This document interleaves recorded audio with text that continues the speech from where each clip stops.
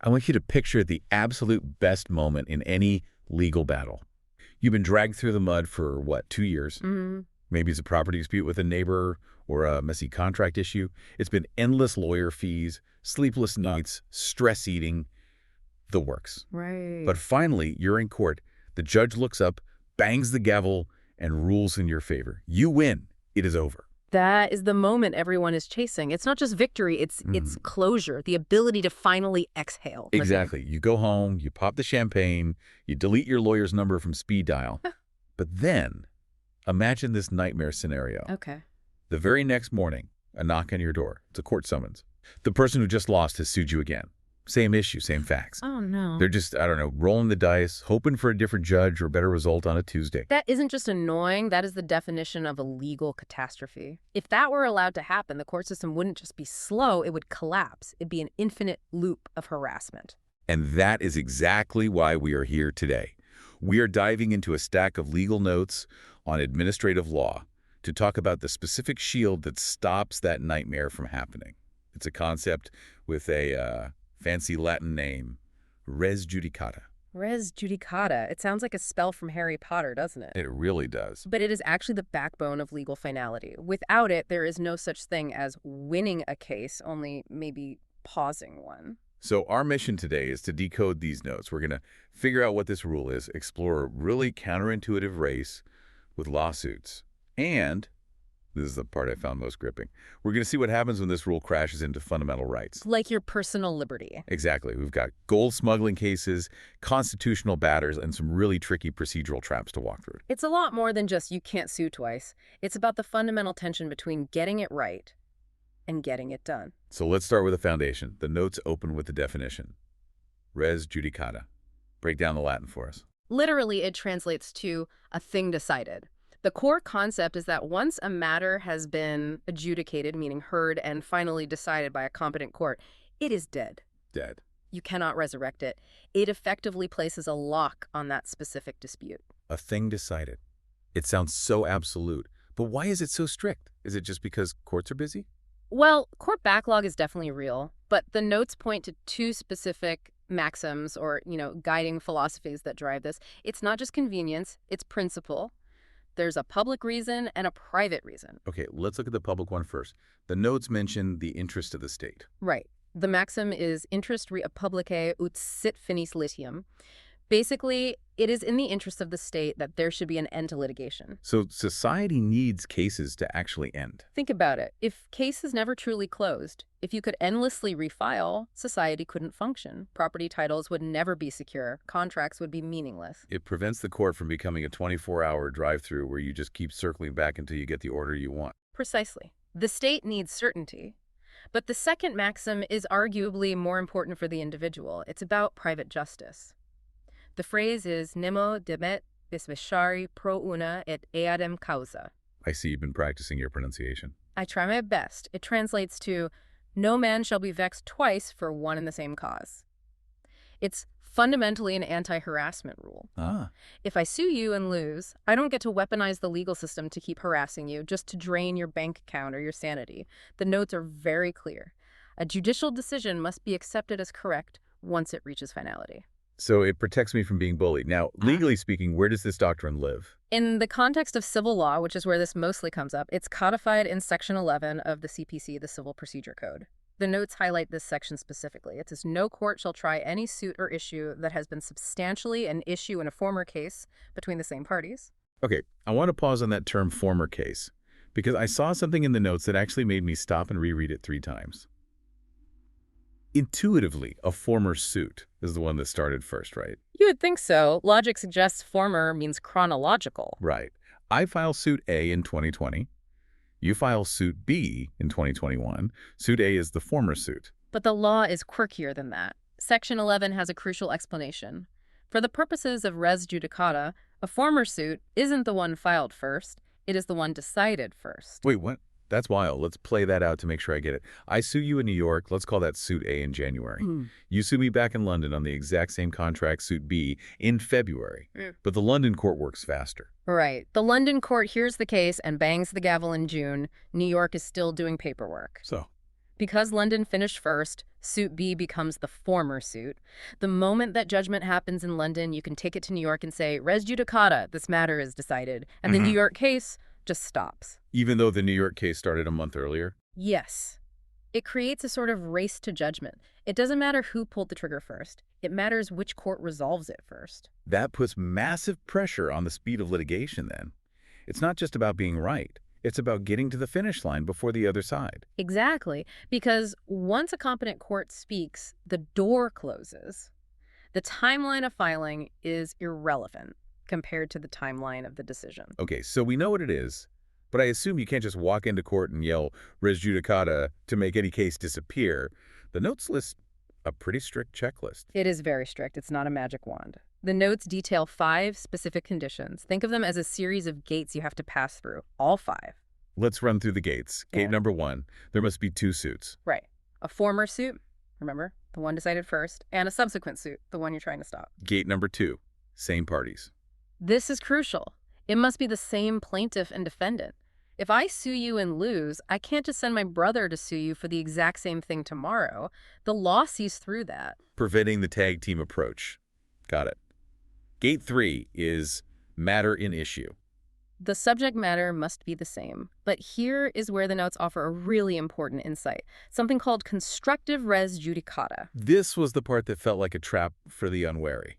Constructive. Yes. The rule says the matter must be substantially the same. But it also applies to arguments you should have made but didn't. Can you give us an example? This feels important. Sure. Let's say you're suing to get a piece of land back. You claim you own it because you bought it in 2010. That's your argument. You lose. Okay. You can't come back next year and file a new suit saying, oh, actually, I forgot to mention I also inherited it in 2005 from my uncle. Why not? It's a different argument. A new fact. Because you could have raised that in the first trial. You ought to have raised it. Constructive res judicata basically says bring your whole case, don't sandbag, don't save your best cards for a sequel. So if you forget to mention a key plea, or your lawyer does, you lose the right to raise it later.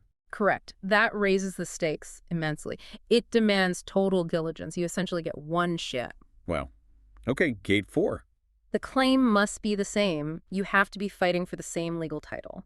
And finally, gate 5, competency and finality. The court that decided the first case must have actually been competent. It had the jurisdiction. And crucially, the matter must have been heard and finally decided. This is where how a case ends matters. A huge distinction. If a judge dismisses your case because you forgot to pay a filing fee or you had a flat tire and didn't show up. That's not a decision on the merits. Exactly. The thing wasn't decided. The judge didn't look at the evidence and say you are wrong. So that usually doesn't trigger res judicata. You can refile. Okay, so that covers property, contracts, civil disputes. But I want to pivot. Because this is where the notes get a little heavier. What about when we are talking about fundamental rights? You're talking about writs, Articles 32 and 226 of the Constitution. Exactly. These are the tools citizens use to go directly to the High Court or Supreme Court when the state violates their rights. Does res judicata apply here? This is a massive area of debate, but the general rule, according to the notes, is yes, it does apply. Public policy still demands finality, even in writ petitions. That seems harsh. If I'm fighting for a constitutional right, shouldn't I get every chance possible? The courts have struggled with this, but the rule stands. If you file a writ petition in the High Court and it is dismissed on merits by a speaking order, you cannot file a fresh petition on the same grounds. You used a term there, speaking order. What does that mean? It means a written order that speaks its reasons. It shows the mind of the judge. It says, I am dismissing this because of reason A, B, and C. It proves the judge looked at the facts. Versus just a rubber stamp that says dismissed. Precisely. If there's a speaking order, res judicata usually kicks in. You can appeal, sure, but you can't just start a fresh case in the same court. But the notes list exceptions. It seems there are times when you can go back. Yes. The most important one involves a term called in limine. In limine. It means at the threshold. Sometimes a court dismisses a case right at the beginning. Maybe the formatting was wrong, without ever hearing the other side. If that happens without a speaking order, res judicata does not apply. Because you never really got your day in court. You just got stopped at the door. That's a great analogy. The notes cite a landmark case, Daryao Singh versus UP State.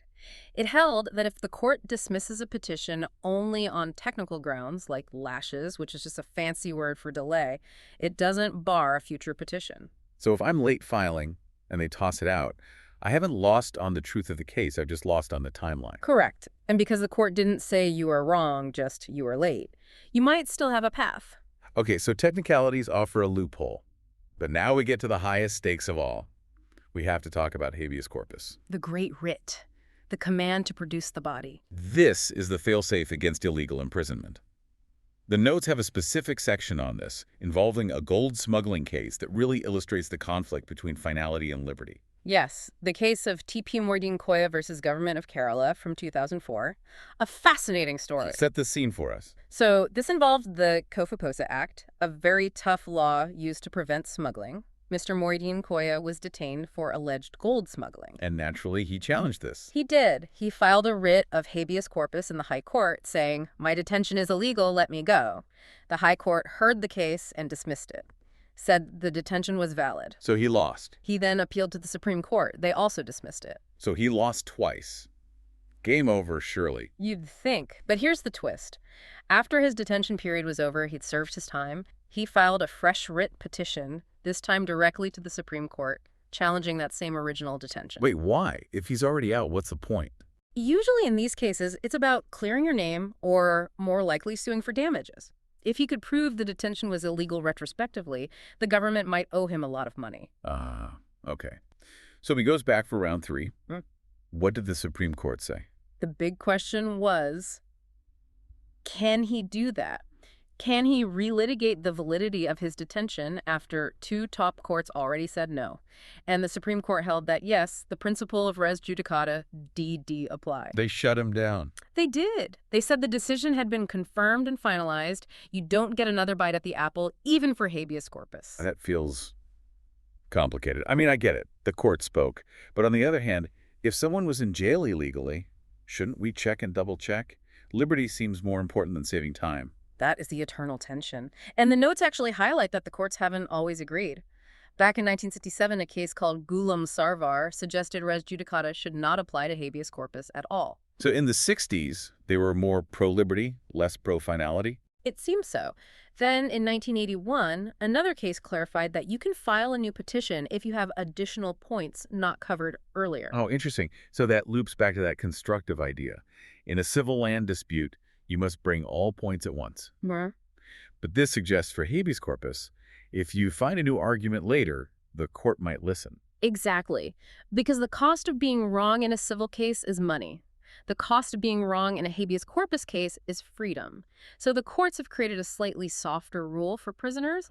But, and this is the key from the Moideen Koya case, if the court has already heard your point and rejected it, you can't just ask them to hear it again. You can't just keep knocking. So the door isn't wide open, but it's maybe slightly ajar if you have something truly new and vital to say. That's a fair way to put it. Before we wrap up, we need to touch on the other side of the law. Criminal cases. If I'm accused of a crime, does res judicata protect me? Not by that name. The notes clarify that the Civil Procedure Code governs civil law. There's no specific section for it in the Criminal Procedure Code. So they just use a different shield. Yes. In criminal law, we rely on Article 22 of the Constitution, the protection against double jeopardy. No person shall be prosecuted and punished for the same offense more than once. Correct. It ensures factual consistency. But there is a connection. The notes mention bounce checks under the Negotiable Instruments Act. Right, which could be a criminal offense. And the notes point out that findings in a civil case can sometimes bind parties in a later criminal case to prevent, relitigation of decided facts. They call it issue estoppel. How does that work? Well, imagine a civil court determines that a signature on a check is definitely yours. Later, you're prosecuted criminally for that bounce check. You might be stuck with that fact. You can't re-argue the ink analysis. That makes sense. Everything is connected. But there's one final case in the notes that seems to be the ace of spades. Kirit Kumar versus State of Gujarat. Yes. The override. What does it say? It basically held that the doctrine of finality res judicata generally cannot override the powers of the Supreme Court under Article 32. Because Article 32 is the heart and soul of the Constitution. Exactly. The Constitution remains supreme. If a gross injustice has occurred, the Supreme Court has the ultimate power to correct it, procedural rules notwithstanding. So let's bring this all together. Res judicata is the legal system's way of saying enough is enough. It balances the search for truth with the practical need for closure. Without it, the powerful could just litigate opponents into bankruptcy. It protects the little guy as much as it protects the system. But it also puts a burden on us. My biggest takeaway is that concept of constructive res judicata. If you go to court, you better pack your bags properly. Absolutely. You cannot drip feed justice. You have to be organized, diligent, and complete. And yet, that tension we saw in the habeas corpus cases sticks with me. It should. It's the friction point of the whole system. It raises a provocative question for everyone listening. We all want an efficient legal system. But imagine this. You are in jail. You are innocent. But your lawyer, maybe they were tired, maybe incompetent, forgot to mention the one key legal point that would free you. The judge dismisses your case on the merits. And under strict res judicata, that's it. You stay in jail because the thing was decided. Exactly. So where do we draw the line? At what point does the need for finality become an obstruction to actual justice? Is it better to let a case drag on, or is it better to risk keeping an innocent person in jail for the sake of the rules? That is the question that keeps legal scholars, and now hopefully our listeners up at night. Thanks for joining us on this deep dive into the surprisingly high-stakes world of administrative law. A pleasure as always. We'll see you next time.